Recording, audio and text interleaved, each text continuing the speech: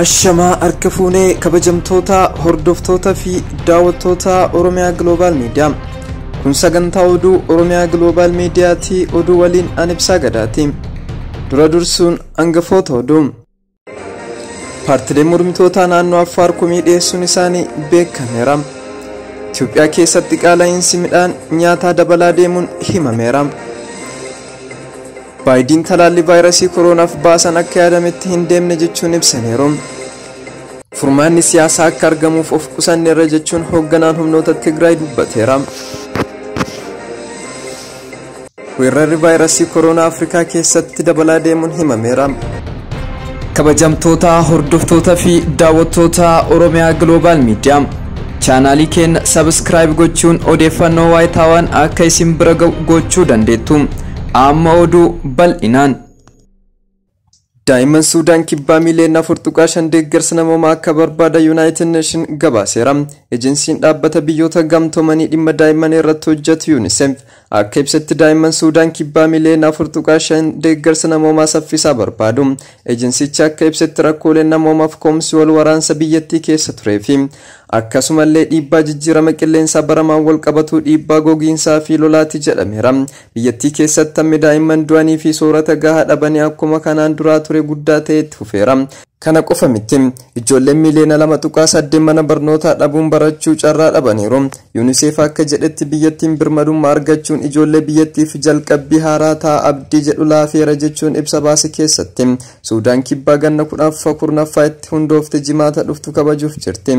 Biyyattii waliigaltee nageenya wal waraansa biyyattii keessa ture goolabamee adeemsa hojiirra oolchurra jiraachuun ibsameera. Guutummaa Afrikaa keessatti ariitiin babal'ataa kan jiru faca'insi vaayirasii COVID-19 ittisuuf tarkaanfii hatattamaa fudhatamuu akka qabu jarmiyaan fayyaa addunyaa gaafatee jira. Sababa vaayirasii kooroonaa isaa bifa jijjiirateen kan ka'e faca'insi isaa hammaachuu ibsamee jira. Gabaasaaleen dhiheenya ba'an akka jedhanitti weerarri vaayirasii kooroonaa Afrikaa keessaa torbaan darban ja'affaa keessatti torbaan harka 25 dabalaa kan jiru yoo ta'u, kunis lakkoofsa namoota Afrikaa keessatti COVID-19 qabamanii miliyoona 5.4 kan geessise yoo ta'u, kanneen lubbuu ofii dhaban immoo miliyoona 100 fi miliyoona 41 ga'ee jira. Jarmiyaa fayyaa addunyaa keessatti Afrikaaf daayireektara kan ta'an Maatashidoo Mo'eet vaayirasiin bifa jijjiirataan gosti sadeen faca'insa vaayirasichaa kan Afrikaa keessaa sadarkaa haaraatti ol butan jechuun akeekkachiisaniiru. Hoogganaan humnoota Tigraay furmaanni siyaasaa akka argamuuf of qusannee jirra jechuun beeksiseera. Guyyaa kaleessaa ajajaa waraanaa garee riphee loltoota Tigraay mootummaan Itoophiyaa walii galtee lola dhaabiinsaa akka tolfamu gaafachuudhaan walitti bu'iinsa naannoo gama kaabaa fi furmaata siyaasaa akka argamuuf jecha of qusanneerra jechuun mootummaan waraansa sana injifachuu hin danda'u jedhaniiru. Waraanni mootummaa Maqalee keessa erga ba'ee torbaan tokko booda Rooytarsiif ibsa kan kennan Tsaadiqaan Gabrasannaay injifatamuu humnoota biyya booda amma waliigaltee lola dhaabiinsaa tolfamu jechaa jirra jedhaniiru. Rakkoo jiru maraaf furmaata siyaasaa argachuuf jecha of qusannee jirra. Hawaasni addunyaa haala kana yoo hubate nan fedha jechuun ibsaniiru. Bakka hin beekamne irraa bilbila saatalaayitiin akka dubbatanitti filmaata kan biroo hin jiru taanaan filmaanni ani tarkaanfii waraanaan furmaata fiduu yaaluudha jedhaniiru. Dubbi himaa muummicha ministeera Abiy Ahmedii fi hoogganaan gurmuu dhimma Tigraay yaada kanaaf battalatti deebii hin kennine. Mootummaan Abiy erga jalqaba baatii sadaasa qabee paartiin ennaa sana biyya bulchaa ture TPLF mandhee waraana gama kibbaa haleelee ittiin jedheen adda bilisa baasa uummata Tigraay waliin lolaa tureera. TPLF himannaa sana hin haale. Sanaan booda siviilonni kumaan lakkaa'amanii fi qabsaa'onni lakkoofsi isaanii hin beekamne du'aniiru. Lolli sunis hariiroo gama lameenii baatileef gadi adeemaa erga deemee booda itti fufe. TPLF mootummaan dhalattoota Tigraay irratti loogii oofuudhaan aangoo fi waalteessuuf yaalii gochaa jira. Mootummaan akka jedhetti immoo kan ani tarkaanfii fudhataa jiru garee yakkamtoota TPLF irratti jechuun ibsee jira.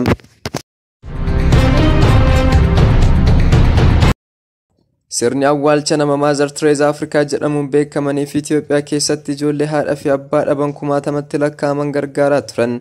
Adde Abbabach Gobanaa kaleessa magaalaa Finfinnee Bataskaana Kaatedraalii Sillaaseetti raawwatamee jira. Sirna awwaalchaa kanarratti ijoolleen isaan guddisan maatii fi firoonni qondaaltonni mootummaa sadarkaa olaanoo fi jiraattonni magaalaa Finfinnee kan argaman yoo ta'u, itti aantuun kantiibaa magaalaa Finfinnee Adde Adaanech Abeebee hojiilee gargaarsa Abbabach Gobanaa hojjechaa turan akka itti fufuu taasisuuf bulchiinsa isaan deeggarsa barbaachisu hunda akka godhan dubbataniiru. Sirni awwaalchaa Adde Abbabach akka aadaatti fardaan kan dabalame ture. Itoophiyaa keessatti qaala'insi midhaan nyaataa dabalaa deemuun himameera. Gatiin midhaan nyaataa yeroo ammaa Itoophiyaa keessa jiru dabalaa deemuudhaan qaala'insa jireenya biyyattii yeroo kamuu caala. Dhibba keessaa harka 23.7 akka ga'u taasisuun isaa gabaafameera.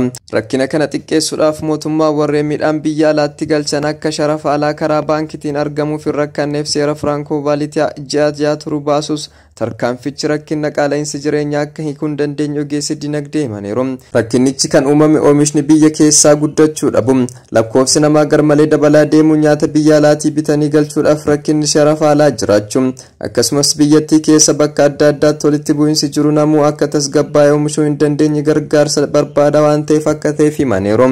Rakkina COVID-19 fi haalli jijjiirama qilleensa addunyaa mudachaa jirus gumaata mataa isaa akka qabaatu himameera.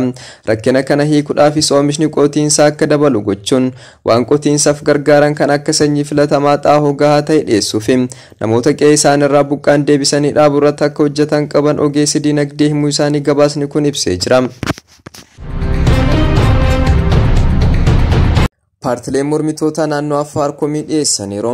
Filannoo Itoophiyaa isa marsaa ja'affaa irratti kan hirmaatan paartileen naannoo Affaar adeemsaa fi bu'aa filannichaa irratti komii qaban dhiyeessaniiru.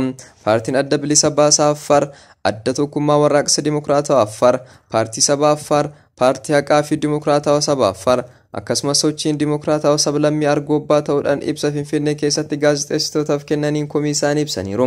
Miseensi mana maree paartilee kan obbo Muusaa Adam akka himanitti filannoo keessaa kan galmee utuu qophaa'insi gahaan hin jiraatinii fi utuu qaawwan adda addaa jiru ta'uu isaa himanne yommuu galmee filattoota kaardiin gahaan filattootaaf akka hin kennamneef dabaaltonni paartii biyyaa bulchaa jiran ofii isaanii kaardii qabatanii guyyaa filannoo akka manaaf hiraa turan dubbataniiru.